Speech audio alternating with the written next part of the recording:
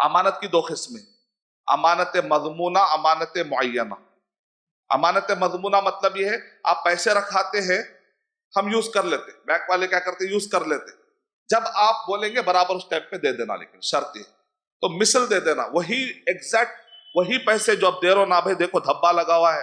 یہی ہونا میرے اتنے باریکیوں میں نہیں، آپ کو 500 کی نوٹ ملنا، نہیں نہیں نہیں، یہ دھبا، یہ جو دھبا لگایا میں بازو یہی دھبے والی نوٹ ہونا، ایسا نہیں بول سکتے۔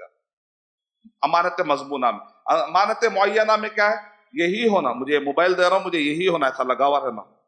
اب ایسے ہی کچھ بھی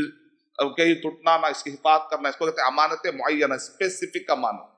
تو عبد الرحمن بن عوف رضی اللہ تعالیٰ عنہ کے پاس لوگ آ کر پیسے رکھاتے تھے، تو وہ کیا کہتے تھے، امانت مضمونہ ہے یہ تو رکھوں گا، ورنہ میں میرے پاس رکھنے کے واسطے جگہ نہیں،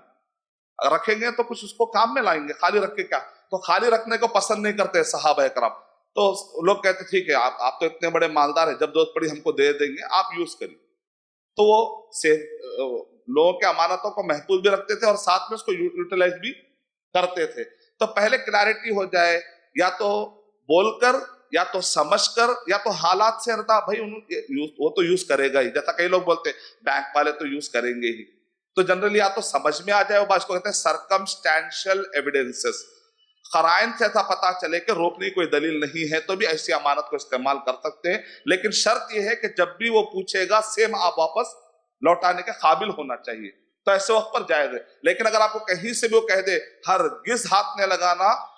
تب آپ نہیں کر سکتے، یہ ذہن میں رکھیے آپ۔